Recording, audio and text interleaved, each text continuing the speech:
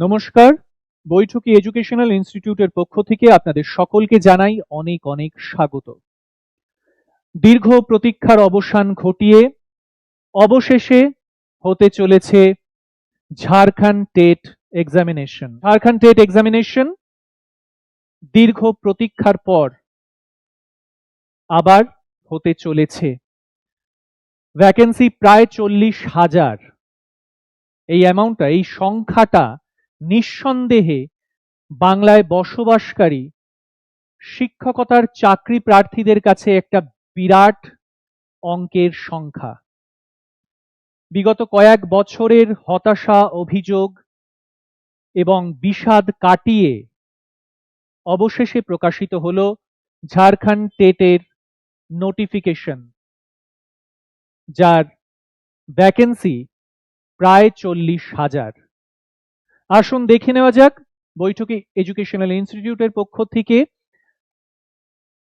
কি কি এই পরীক্ষার ক্রাইটেরিয়া রয়েছে, কি কি এই পরীক্ষার বিষয়, কি কি এই পরীক্ষার প্রয়োজনীয় বিষয় এবং খুঁটিনাটি যা কিছু আছে আমরা দেখে নেব।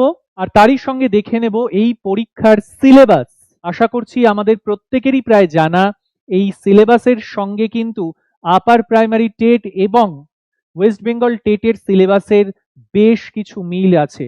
তার সঙ্গে আরো কিছু অতিরিক্ত বিষয় যা পরীক্ষার জন্য যারা প্রস্তুতি নিচ্ছেন তাদের জন্য বিশেষভাবে জানা জরুরি। দেখে নেব সেই সমস্ত বিষয় আজকের ভিডিওতে। তাহলে শুরু করা যাক আজকের ভিডিও। আজকের বিষয় ঝাড়খণ্ড শিক্ষক নিয়োগ পরীক্ষা বা জেটেট 2026। জেটেট 2026 পরীক্ষার খুঁটিনাটি বিষয় সম্পর্কে বলার আগে প্রথমেই যে বিষয়টি গুরুত্বপূর্ণ হয়ে উঠেছে সেটা হলো এই পরীক্ষায় আবেদনের সময়সীমা এবং প্রক্রিয়া। পুরো বিষয়টাই কিন্তু ঝাড়খণ্ড যে ওয়েব পোর্টাল যেটা রয়েছে, ঝাড়খণ্ড সরকারের পক্ষ থেকে যে সরকারি ওয়েব পোর্টাল রয়েছে সেখানেই কিন্তু দেওয়া রয়েছে। তথাপি তোমাদের বোঝার সুবিধার জন্য বৈঠকি এডুকেশনাল ইনস্টিটিউটের পক্ষ থেকে সমস্ত বিষয়টিকে সহজ সরলভাবে তোমাদের জন্য এক্সক্লুসিভলি নিয়ে আসা হয়েছে এই ভিডিওতে। সুতরাং ভিডিও স্কিপ না করে পুরোটা অবশ্যই দেখবে। প্রথমেই চলে আসা যাক কিভাবে আবেদন করবে। আবেদনের প্রক্রিয়া হলো অনলাইন আবেদন করা যাচ্ছে। সময়সীমা 21শে এপ্রিল 2026 থেকে 21শে মে 2026 পর্যন্ত। অর্থাৎ এই পরীক্ষায় আবেদন করার জন্য তোমরা কিন্তু পাচ্ছ ঠিক 1 মাস। এই 1 মাসের মধ্যেই কিন্তু আবেদন করতে হবে। তবে বিশেষভাবে তোমরা অন্যান্য পরীক্ষার ক্ষেত্রেও যেমন দেখেছো, প্রায় সকলেই যারা আপার প্রাইমারি টেটের পরীক্ষার্থী রয়েছে বা যারা ওয়েস্ট বেঙ্গল টেটের পরীক্ষার্থী রয়েছে তাদের সহ, ওয়েস্ট বেঙ্গল স্টেট সহ ঝাড়খণ্ডের প্রায় সমস্ত পরীক্ষার্থী কিন্তু এই পরীক্ষার জন্য আবেদন করতে চলেছে। এবং ভ্যাকেন্সিটা কিন্তু খুব একটা ছোটখাটো নয়, 40,000 ভ্যাকেন্সি। সুতরাং আবেদনকারীর সংখ্যাও কিন্তু তার দ্বিগুণ হবে। এটাই কিন্তু আমাদের ভেবে নিতে হবে বা এইভাবেই কিন্তু আমাদের বিষয়টাকে দেখতে হবে। সুতরাং আবেদন করার ক্ষেত্রে কখনোই কিন্তু দেরি করা চলবে না যে আমি সবার শেষের দিকে আবেদন করব বা প্রথম দিকের চাপটা কমে যাক আমরা পরের দিকে আবেদন করে দেবো বা পরের দিকে অ্যাপ্লাই করব। এটা করলে কিন্তু সেটা ভুল করা হবে বা এটা করলে কিন্তু বোকামো হবে। সুতরাং প্রথম দিকেই আবেদন যারা যারা এই পরীক্ষা দিতে চাইছো প্রথম দিকেই কিন্তু আবেদন করে ফেলো। 21শে এপ্রিল থেকে 21শে মে পর্যন্ত সময় রয়েছে। এখনো সময় রয়েছে। তোমাদের যাবতীয় ডকুমেন্টস গুলো কি কি লাগবে কি না লাগবে সমস্ত কিছু এই ভিডিওতে তোমরা জানতে পারবে। সেই অনুসারে প্রথম দিকেই কিন্তু আবেদন করার চেষ্টা করবে। এবং যারা বাড়িতে বসে আবেদন করছো, অর্থাৎ যারা নিজস্ব ডিভাইসে আবেদন করবে, সেটা ট্যাব হতে পারে বা ল্যাপটপ হতে পারে বা পিসি হতে পারে, সেক্ষেত্রে কিন্তু রাতের দিকে আবেদন করার চেষ্টা করো। ফর্ম ফিল আপটা রাতের দিকে করার চেষ্টা করবে, সেই সময় চাপটা অনেকটাই কম থাকে। ঠিক আছে, সার্ভারের সেক্ষেত্রে চাপটা অনেকটাই কম থাকে। সুতরাং রাতের দিকে কিন্তু অ্যাপ্লাই করলে সেক্ষেত্রে কিন্তু সহজে বা ভালোভাবে কিন্তু কোনো ঝুট ঝামেলা ছাড়াই কিন্তু অ্যাপ্লিকেশনটা তোমরা করতে পারবে রাতের দিকে করলে। এবং এইটা শুধুমাত্র যারা বাড়িতে বসে অ্যাপ্লাই করছো, অনলাইন যারা অ্যাপ্লিকেশন করবে তাদের ক্ষেত্রেই কিন্তু প্রযোজ্য। যারা সাইবার ক্যাফে দিকে করছো তারা চেষ্টা করবে প্রথম দিকেই অ্যাপ্লাই করার। সুতরাং তোমাদের আবেদনের সময়সীমা কিন্তু থাকছে 21 এপ্রিল থেকে 21 মে পর্যন্ত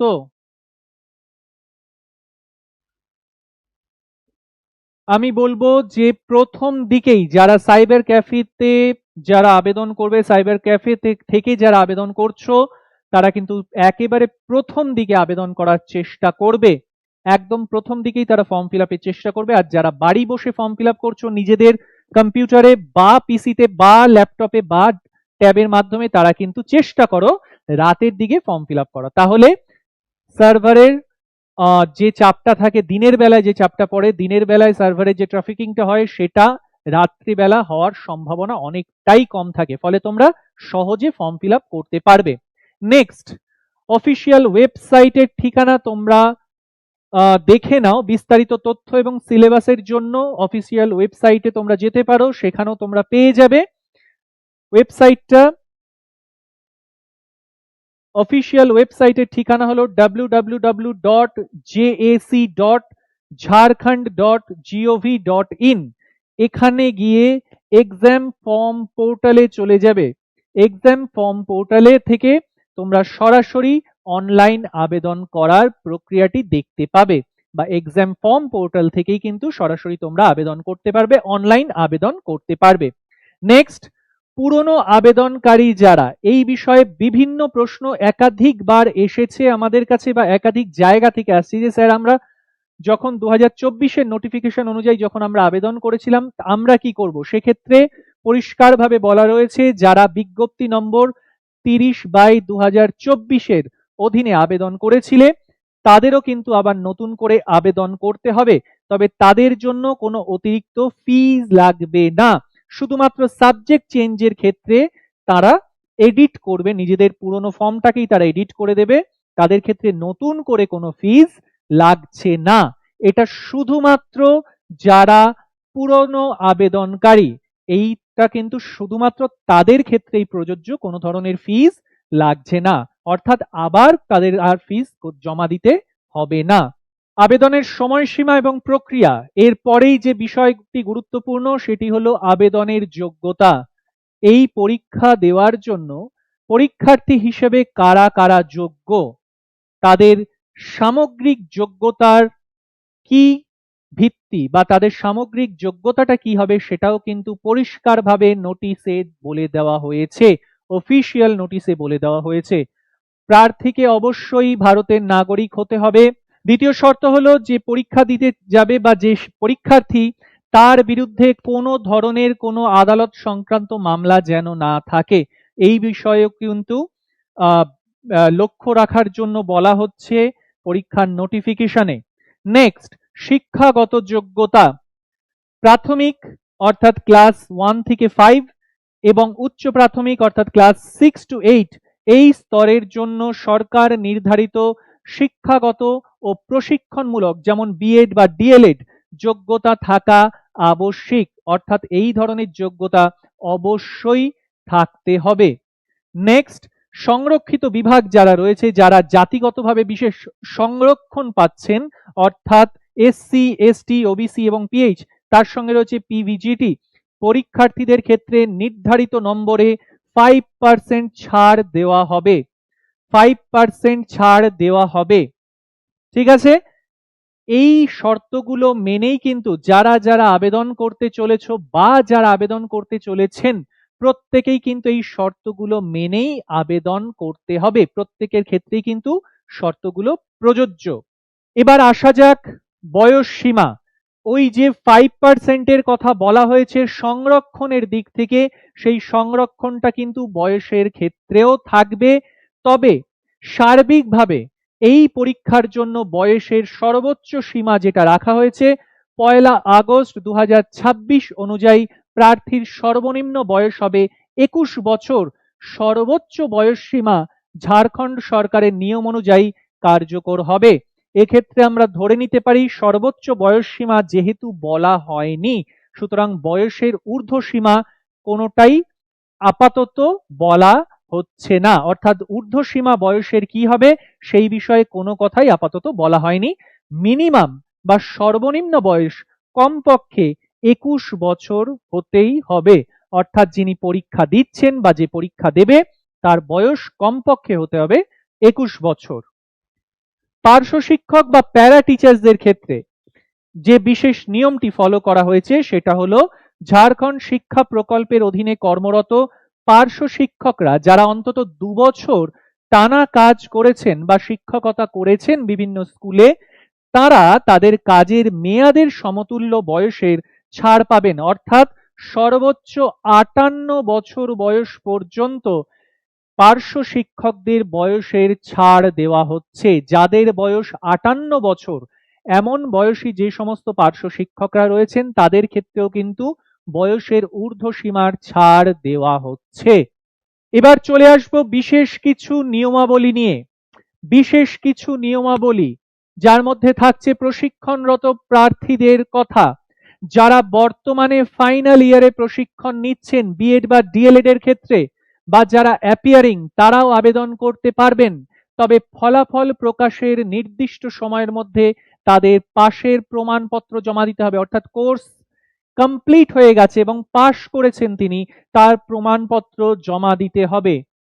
দ্বিতীয়ত, একাধিকবার পরীক্ষা সংক্রান্ত একটি নোটিফিকেশন দেওয়া হয়েছে।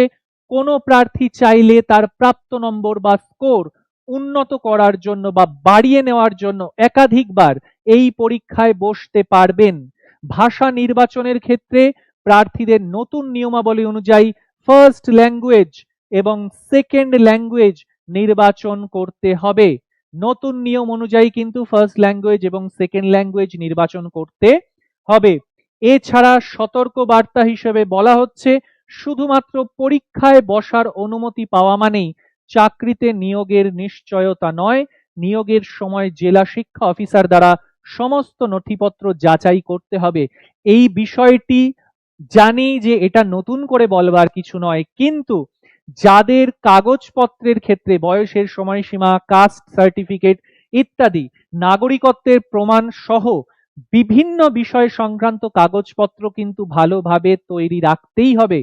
যদি তোমার মনে হয় বা আপনাদের মনে হয় পরীক্ষা খুব ভালো হয়েছে এবং পরীক্ষার সুফল পেতে চলেছি, সেক্ষেত্রে কিন্তু বিভিন্ন ধরনের সার্টিফিকেটের ভেরিফিকেশনের জন্য কাগজপত্র সমস্ত কিছু তৈরি রাখতে হবে। এবার আসা যাক এক্সাম প্যাটার্ন। পরীক্ষার প্রশ্নপত্র কেমন হতে চলেছে, পরীক্ষার প্যাটার্ন কি। প্রথমেই আসা যাক paper 1 exam pattern class 1 to 5। Class 1 to 5, class 1 to 5 এই পরীক্ষার ক্ষেত্রে প্রথমেই যে সাবজেক্টে প্রথমেই 150 নম্বরের মোট পরীক্ষা হতে চলেছে। ঠিক টেট পরীক্ষার মতো, ওয়েস্ট বেঙ্গল টেট পরীক্ষার মতোই এর প্যাটার্ন থাকছে। মোট নম্বরের সংখ্যা 150 নম্বরের পরীক্ষা, যার মধ্যে প্রথমেই থাকছে CDP, child development and pedagogy. প্রশ্ন থাকবে 30টা, ফুল মার্কস থাকবে 30। প্রতিটি প্রশ্নের জন্য থাকছে 1 নম্বর। প্রতিটি প্রশ্নের জন্য থাকছে 1 নম্বর। কোনো ধরনের মাইনাস পয়েন্ট নেই, কোনো ধরনের মাইনাস নম্বর থাকছে না। প্রশ্ন ভুল হলে নম্বর কাটা যাচ্ছে না। প্রথমেই থাকছে চাইল্ড ডেভেলপমেন্ট অ্যান্ড পেডাগজি বা সিডিপি। সিডিপি প্রশ্ন থাকবে 30টি, প্রত্যেকটি প্রশ্নের জন্য নির্ধারিত নম্বর 1। 1 নম্বরের 30টি প্রশ্ন থাকবে এমসিকিউ প্যাটার্ন। এরপর আসছে ল্যাঙ্গুয়েজ 1, ইংলিশ এবং হিন্দি। এছাড়া থাকছে সংস্কৃত এবং উর্দু ল্যাঙ্গুয়েজ 1 এর মধ্যে। সেক্ষেত্রে ল্যাঙ্গুয়েজ 1 এ ইংলিশের ক্ষেত্রে থাকছে 15টি প্রশ্ন, হিন্দির ক্ষেত্রে থাকছে 15টি প্রশ্ন, বা ইংলিশের ক্ষেত্রে থাকছে 15টি প্রশ্ন এবং উর্দুর ক্ষেত্রে থাকছে 15টি প্রশ্ন। ইংলিশ, হিন্দি, উর্দু, অর্থাৎ এখানে ফার্স্ট ল্যাঙ্গুয়েজের মধ্যে কিন্তু অপশন 3টে থাকছে। ফার্স্ট ল্যাঙ্গুয়েজের মধ্যে অপশন থাকছে 3টে। কি কি অপশন? প্রথমেই থাকছে ইংরেজি, 15 নম্বরের কোয়েশ্চেন, থাকবে হিন্দি অথবা উর্দু। অর্থাৎ যারা যারা ফার্স্ট ল্যাঙ্গুয়েজ চুজ করছেন তারা ইংলিশের সঙ্গে, ইংলিশটা মাস্ট, ইংলিশ নিতেই হচ্ছে, তার সঙ্গে হিন্দি অথবা উর্দু চুজ করতে হবে। এই করে ইংলিশে থাকছে 15 নাম্বার, যেটা প্রত্যেক ক্ষেত্রেই প্রযোজ্য।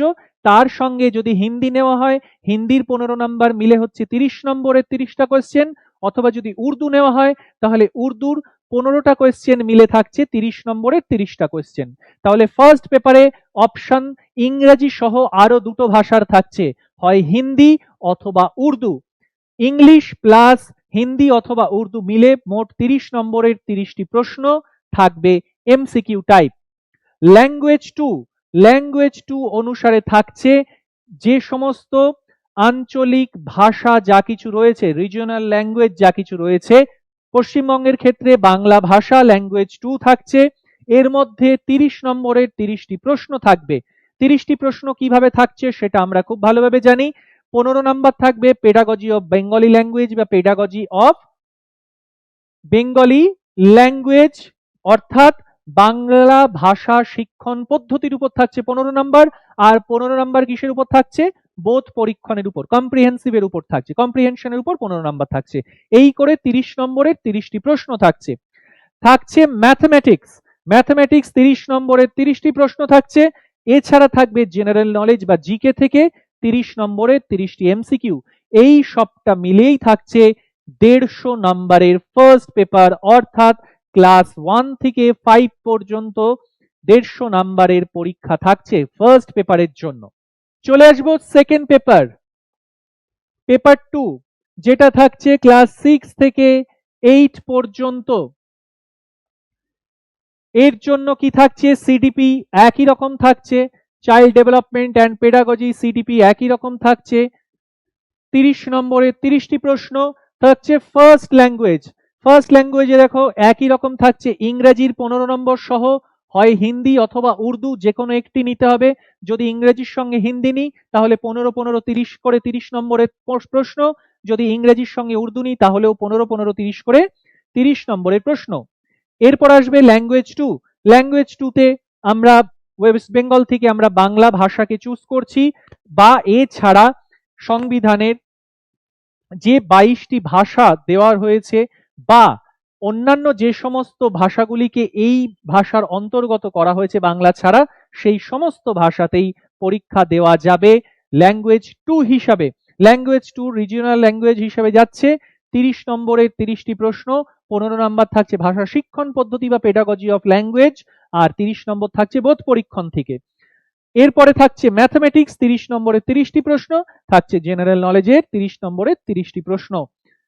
ক্লাস 6 থেকে 8 এই পরীক্ষার জন্য পেপার 2 এর ক্ষেত্রে থাকছে 150 নম্বরের প্রশ্ন। তো এই ছিল গুরুত্বপূর্ণ বিষয় ঝাড়খণ্ড টেট, আসন্ন ঝাড়খণ্ড টেট বা জে টেট 2026 সংক্রান্ত খুঁটিনাটি বিষয় বা পরীক্ষা সংক্রান্ত একেবারে প্রাথমিকভাবে যে বিষয়গুলো জানবার বা শিক্ষার্থীদের কাছে বা পরীক্ষার্থীদের কাছে যে বিষয়গুলো ভীষণভাবে অপরিহার্য গুরুত্বপূর্ণ, সেই বিষয়ের কিছু আলোচনা।